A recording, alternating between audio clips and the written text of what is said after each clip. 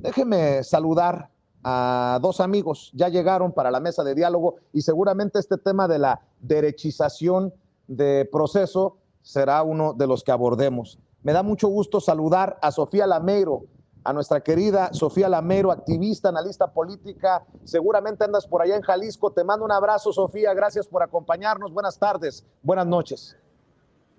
Hola Vicente, qué gusto poder estar aquí contigo y con todo el equipo de Sin Censura y también con toda la gente que nos ve. Gracias, Sofía. También saludo al buen amigo Amir Ibrahim, director del Quintana Roo MX, secretario de Periodistas Desplazados, ya listo también para hablar sin censura. ¿Cómo estás, Amir?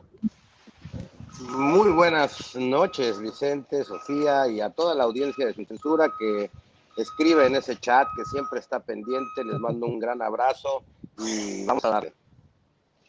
Vamos a darle. A ver, ¿cómo ven esta carta de Alejandro Caballero, quien existe la posibilidad de que nos esté viendo y escuchando en Sin Censura en estos momentos?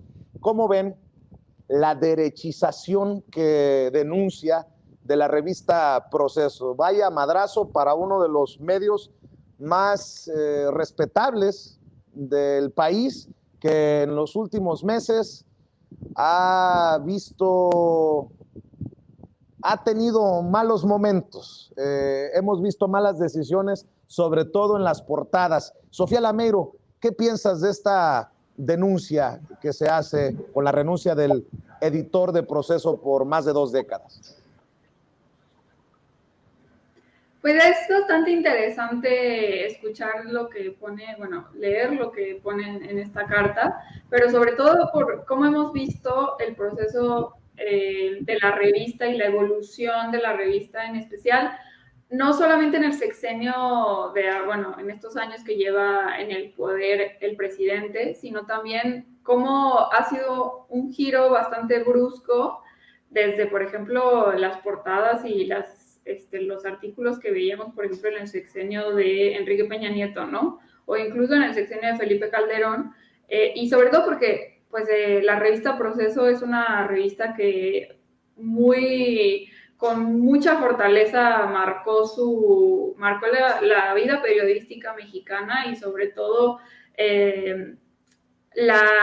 yo diría como el ala un poco más izquierdosa del periodismo que había estado cooptado pues, por muchos años, y creo que a mí sin duda verla en estos últimos años me ha causado un poco de decepción, pero también es cierto que habían estado decayendo algunos de sus artículos, pero creo, y eso es algo que también se evidencia con lo que dice Alejandro Caballero, que Proceso encontró una forma bastante curiosa y escandalosa de vender sus revistas a través de sus portadas. Pero en este sexenio, estos 3 años de gobierno, no había tenido escándalos por parte del gobierno como los tuvo, por ejemplo, con Enrique Peña Nieto. Entonces, le era difícil sacar grandes escándalos mediáticos con una portada igual y súper pues así de impacto, por decirlo de alguna forma, y que eso le garantizara la venta de la revista, ¿no? Y no lo había tenido, o al menos no había alguno tan fuerte como, por ejemplo, los muchos que hubo con Enrique Peña Nieto, y pues ahora creo que tuvieron que dar ese giro más de espectáculo, que pues honestamente es decepcionante porque justo es lo que hemos estado criticando durante estos 3 años de gobierno por el pésimo manejo de los medios de comunicación, y que esta idea de generar escándalo y de querer vender a través del escándalo y de las malas o de los titulares engañosos, pues terminaba desinformando, y es justamente lo que le habíamos criticado a muchos medios de la derecha, pero que desgraciadamente Proceso estaba haciendo, ¿no? Y que pues la verdad es que muchos de sus artículos tendían a ser un poco decepcionantes. Yo recuerdo ver uno que criticaban una supuesta red del gobierno federal, cuando era realmente pues una coordinación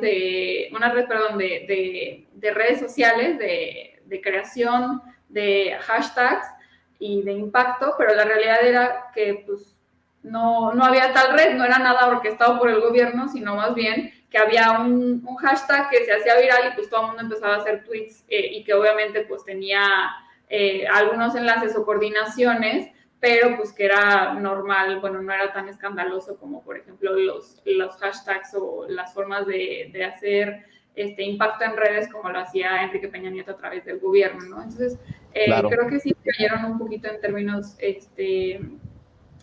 periodísticos y que pues bueno, esta renuncia que acaba de tener Alejandro Caballero pues empieza a develar un poco de lo que estaba pasando al interior del proceso que pues estaba notando ya en el exterior, ¿no? Yo hasta me sorprendí, mi querido Amir, cuando vi a Proceso firmar junto a El Universal y otros medios de comunicación este desplegado de hace unos días.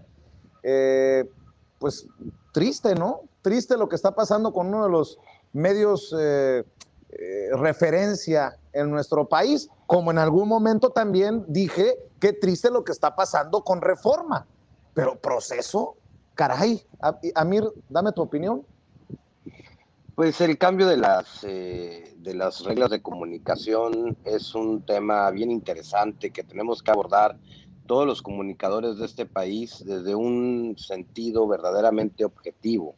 Se han creado disputas a raíz de este cambio en donde hemos visto hasta hechos de discriminación, una serie de posiciones bien extrañas. Sí es lamentable, Vicente y querida audiencia, que una revista tan emblemática como Proceso esté pasando por estos momentos.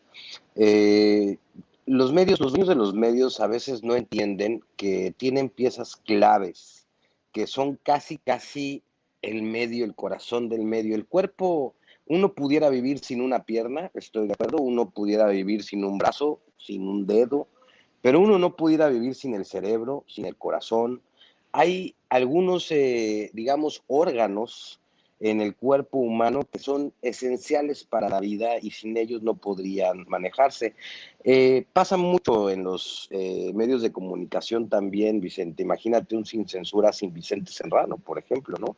Imagínate un Sin Embargo sin Varela Páez o creo que eso es una de las partes que a veces los medios de comunicación tan emblemáticos no entienden, y los dueños sobre todo, ¿no? Sobre todo cuando hay muchos intereses de por medio y cuando hay que discutir sobre las líneas editoriales y los dineros. Esto hay que analizarlo de manera referente a la economía, porque un medio de comunicación muchas veces tiene cambios editoriales también por cuestiones de dinero. Y esto es importante. Los acuerdos que vaya haciendo el medio de comunicación también difieren, o sea, penetran demasiado en la línea de comunicación. Oye, Vaya Amir, a saber.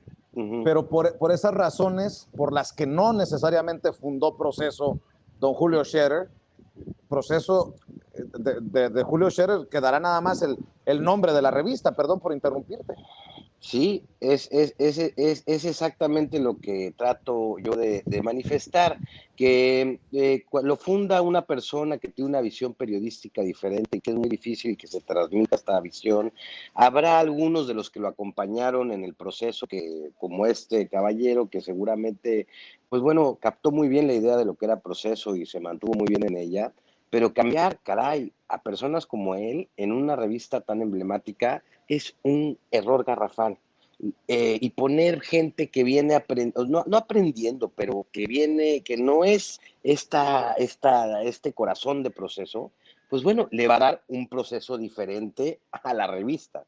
Y bueno, yo lamento mucho que esté pasando un proceso. Yo he visto que Proceso no ha evolucionado con el cambio de las redes sociales, ¿eh? Por ejemplo, a mí me encantaría ver un programa de Proceso.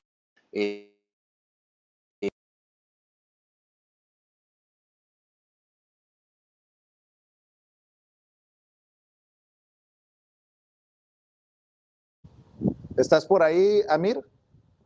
Creo que te perdimos. Creo que perdimos a Amir Ibrahim, mi querida Sofía Lameiro, en el momento en